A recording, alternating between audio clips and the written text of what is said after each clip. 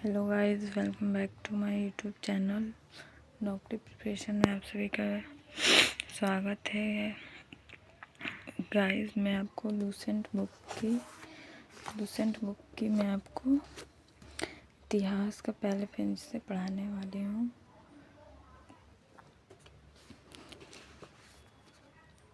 भारत का इतिहास उत्तर में हिमालय से लेकर दक्षिण में समुद्र तक फैला यह उपमहाद्वीप भारतवर्ष के नाम से ज्ञात है, जिसे महाकाव्य तथा पुराणों में भारतवर्ष अर्थात भारतों का देश तथा यहाँ के निवासियों को भारतीय अर्थात भरत के संतान कहा गया है। भरत एक प्राचीन कबीले उत्तर पश्चिम में रहने वाले लोगों का एक समूह का नाम था। इसके उल्लेख ऋग्वेद में भी मिलता है। बाद में इसका प्रयोग देश के लिए होने लगा। प्राचीन भारतीय अपने देश को जम्बू द्वीप अर्थात जम्बू जमुना वृक्षों का द्वीप कहते थे। प्राचीन ईरानी इसे सिंधु के नाम से जोड़ते थे, जिसे वे सिंधु ना कहकर हिंदू कहते थे।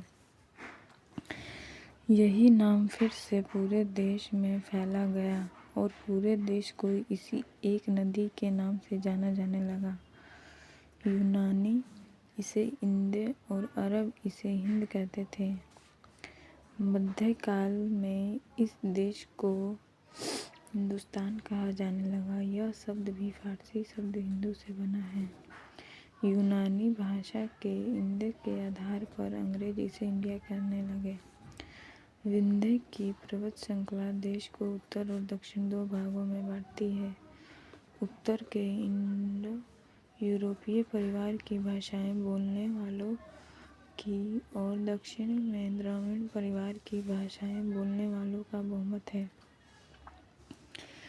उत्तर में हिमालय से लेकर दक्षिण में कन्याकुमारी तक, पूर्व में ब्रह्मपुत्र तक घाटी से लेकर पश्चिम में सिंधु पार तक अपना राज्य फैलाने वाले राजे चक्रवर्ती कहलाते थे। इस प्रकार की राजनीतिक एकता कम से कम 2 बार प्राप्त हुई थी।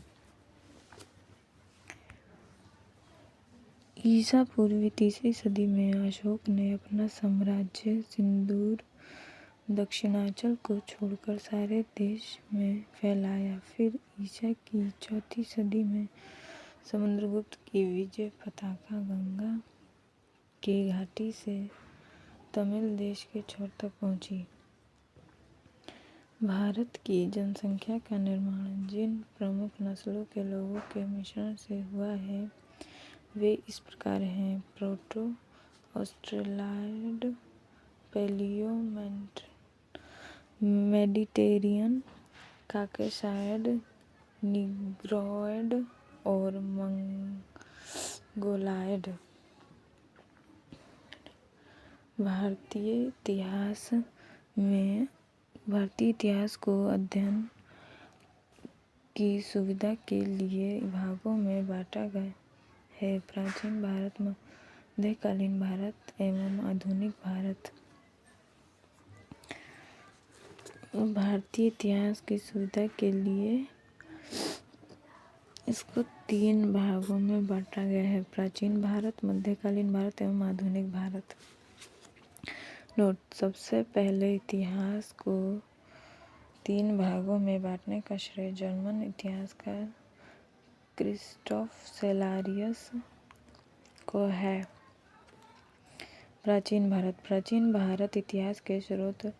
प्राचीन भारतीय इतिहास के विषय में जानकारी मुख्य 4 स्रोतों से प्राप्त होती है: धर्म ऐतिहासिक ग्रंथ, विदेशियों का विवरण व पुरातत्व संबंधी साक्ष्य।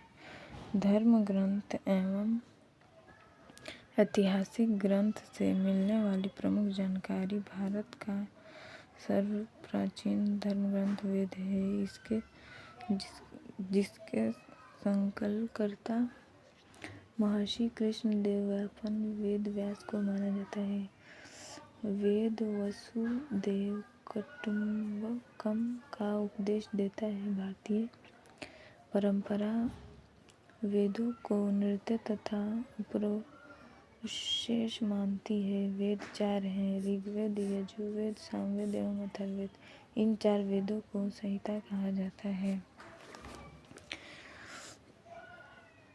रचनाओं के क्रमबद्ध ज्ञान के संग्रह को ऋग्वेद कहा जाता है। इसमें 10 मंडल, 10 सूक्त, वाल्मीकि पाठ, 11 के सूक्तों सहित एवं 10,462 रचनाएं हैं। इस वेद के रचनाओं के पढ़ने वाले ऋषि को होत्र कहते हैं। इस वेद में से आर्य के राजनीतिक प्रणाली, इतिहास एवं ईश्वर की महिमा के बारे में जानकारी मिलती है। विश्वामित्र द्वारा रचित ऋग्वेद के 3 मंडल में सूर्य देवता सावित्री को समर्पित प्रसिद्ध गायत्री मंत्र है। इसके 9वें मंडल में देवता सोम का उल्लेख है।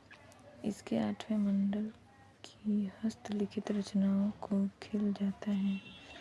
का सबसे बड़ा 10वां मंडल है। इसमें नदी स्तुति सूक्ति, नदियों का प्रशंसा पुरुषोक्त, वैदिक समाज शास्त्र, नासित्य सूक्त, ब्राह्मण एवं सृजन में संबंधित विभिन्न अनुमान, सूर्य सूक्त, विवाह श्लोक आदि सम्मिलित हैं। चतुष्वर्य समाज की कल्पना का आदि स्रोत ऋग्वेद के 10वें मंडल में वर्णित पुरुष सूक्त है। जिसके अनुसार 4 वर्ण ब्राह्मण, क्षत्रिय, वैश्य एवं तथा शूद्र आदि पुरुष ब्रह्मा के क्रमश मुख, भुजाओं, जंघाओं और चरणों से उत्पन्न है। धर्म सूत्र 4 प्रमुख जातियों की स्थितियों, व्यवसायों, दायित्वों, कर्तव्यों तथा विशेषाधिकारों में स्पष्ट विभेद करता है। ऋग्वेद के कई परिच्छेदों में प्रयुक्त अधन्य, जिसका वध नहीं किया जाता है, शब्द का संबंध गाय से है। ऋग्वेद में ब्राह्मण का उल्लेख तो है किंतु आत्मा का नहीं। ईसा पूर्व में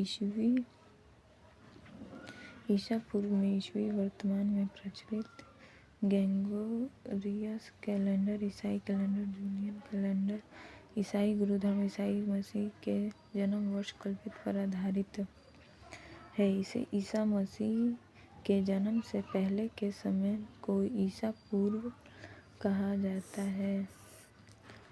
ईसा पूर्व में वर्षों की गिनती उल्टी दिशा में होती है। जैसे महात्मा बुद्ध का जन्म 563 ईसा पूर्व में एवं मृत्यु 443 ईसा पूर्व में हुआ, यानी ईसा मसीह के जन्म के 563 पूर्व महात्मा बुद्ध का जन्म 443 पूर्व मृत्यु हुई।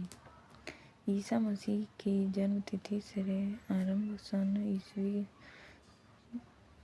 ईसवी सन कहलाता है। इसके लिए संक्षेप में ई लिखा जाता है।